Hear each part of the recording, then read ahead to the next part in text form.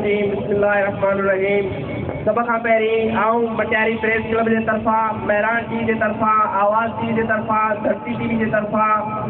Sindh TV जे तरफ़ां, Imrat news जे तरफ़ां, यानी सिंधी मीडिया जे तरफ़ां सभिनी जो शुक्रगुज़ार आहियां जिन असां सिंधी मीडिया जे सॾ ते हेॾो सारो मेड़ाको गॾु कयो। उन्हनि में आऊं functional league, people's party, Jasqam, Sindh तरक़ी पसंद party, save Sindh movement, Memon movement, मददगार फोरम, यूनाइटेड कम्युनिटी, बागरी बिरादरी, झूलेलाल बिरादरी, ख़ासि इतिहाद, BLO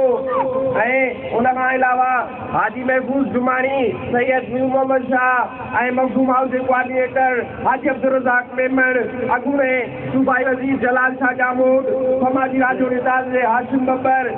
उन खां अलावा जेके बि हिते मौजूदु आहियो उन्हनि सभिनी जो निहायती शुक्रगुज़ार आहियां जिन असांजो साथ ॾिनो ऐं उन्हनि आमरनि खे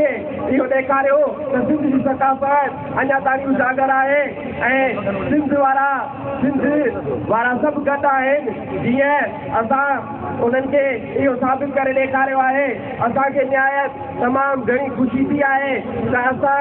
तव्हांजा भाइर आहियूं ऐं असां सिंधी मीडिया जे तरफ़ां जेको सॾु ॾिनो वियो उन्हनि ते मटियारी ज़िले जे कुझु मां स्कूली ॿारनि ऐं जेके बि तंज़ीमूं हुयूं, जेके बि बिरादरी हुयूं, उन्हनि अहिड़ी वॾी मोट ॾिनी आहे। ऐं हिकु दफ़ो वरी ॿीहर मटियारी प्रेस क्लब जे तरफ़ां तव्हां सभिनी भाइरनि जो तमामु घणो शुक्रिया अदा कयां थो। महिरबानी।